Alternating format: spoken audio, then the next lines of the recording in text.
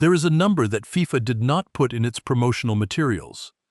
That is the number of matches at this World Cup, out of 104 total, where climate change has measurably increased the likelihood of performance-impairing heat. Not uncomfortable heat, not warm weather heat. Heat above 28 degrees Celsius, the scientifically documented threshold at which footballers cover less distance, perform fewer high-intensity sprints, make more mistakes, and get injured at higher rates. 97 of 104 matches. FIFA's answer to this was 3-minute mandatory hydration breaks in every match, regardless of the stadium temperature, regardless of whether the roof is closed, regardless of whether the air conditioning is running. A blanket rule applied universally, because the alternative, admitting that 48 teams, 104 matches, 16 cities across 3 countries, across 39 days in a North American summer, was a format that had outgrown what the human body can safely manage. Spain, Argentina, and Brazil are now saying so publicly, not through player unions or civil society organizations, through the managers and players of the 3 teams who were supposed to be the story of this tournament. That is a different kind of problem, and it is getting worse with every passing day. Start with what this format actually demands from a team that wins. At every previous World Cup, a team that won the trophy played 7 matches. 7 wins across roughly 32 days. That is what it took to be world champions. At this World Cup, it takes 8.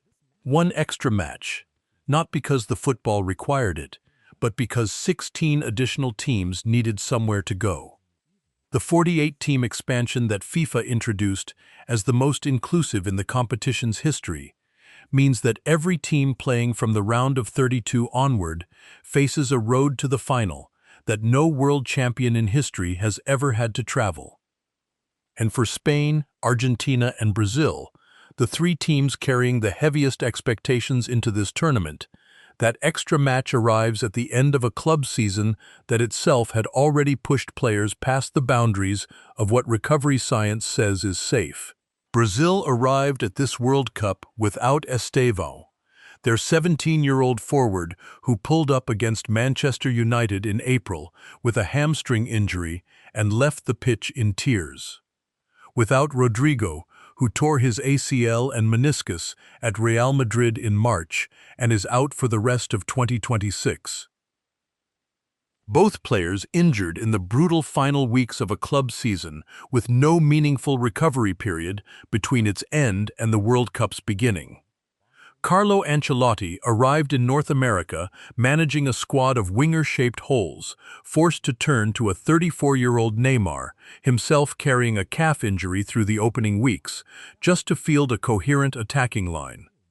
Argentina arrived with Messi managing muscle fatigue that had been visible from his final Inter-Miami appearances, including a moment in late May when he left the pitch in the 73rd minute grabbing at his left thigh.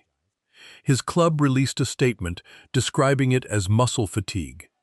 He has since scored 5 goals at this tournament. But the fatigue was real before a single World Cup ball was kicked. Spain drew with Cape Verde in Atlanta, the second-ranked team on earth held by a nation of 500,000 people whose goalkeeper plays in the Portuguese second division, in a game where their head coach, Luis de la Fuente, described the mandatory hydration breaks as unnecessary in a climate-controlled stadium. A small comment, but from the coach of the world's top-ranked team, before the knockout rounds have even begun, it is a precise signal of where the frustration inside these camps is sitting. Now here is what the competitors' scripts on this story are missing.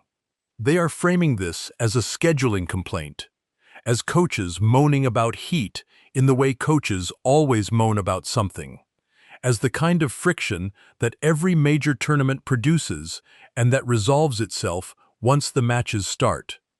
It is not that.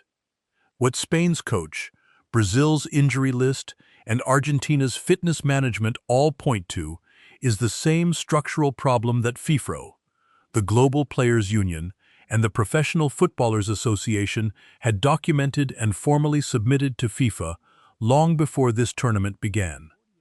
Their argument was specific.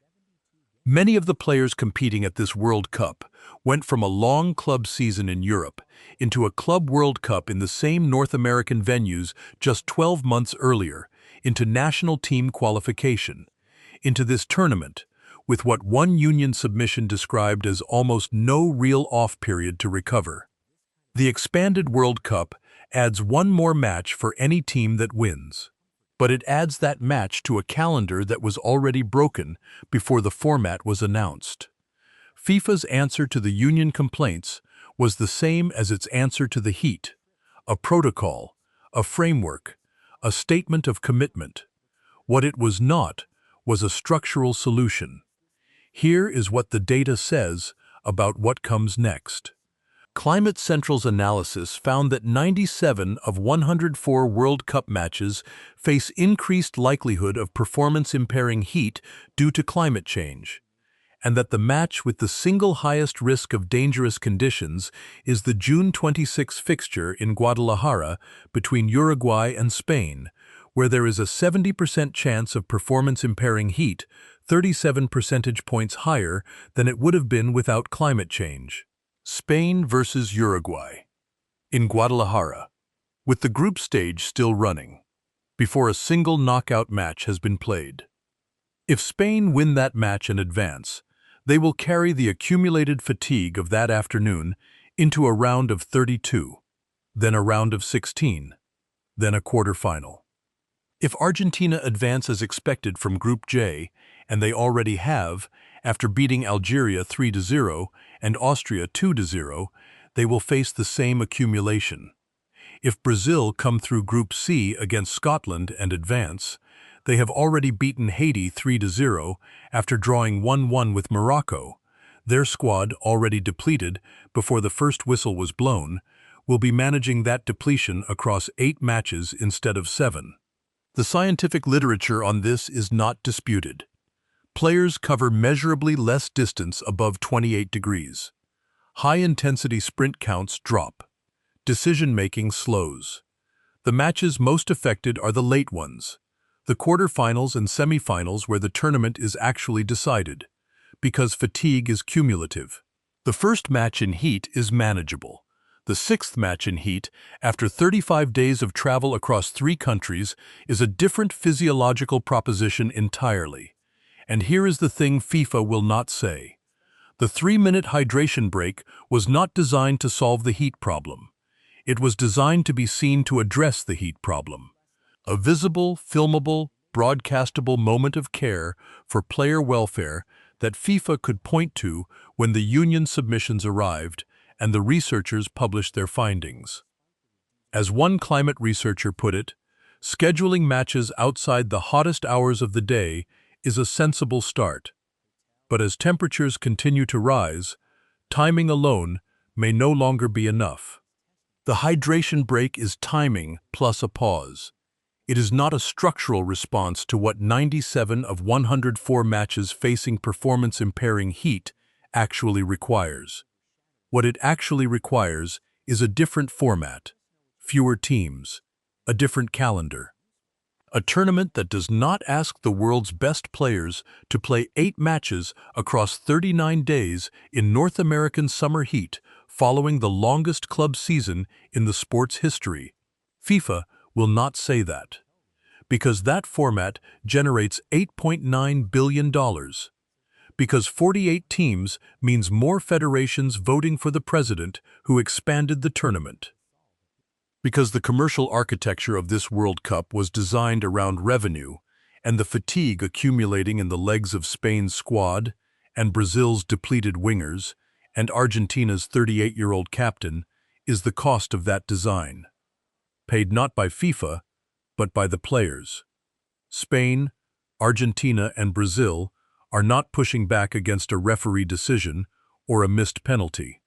They are pushing back against the tournament itself, and the tournament is not listening. If you've been watching this World Cup closely enough to feel what's underneath the football, subscribe. And tell me in the comments, Do you think fatigue decides who wins the final on July 19th? I read everything.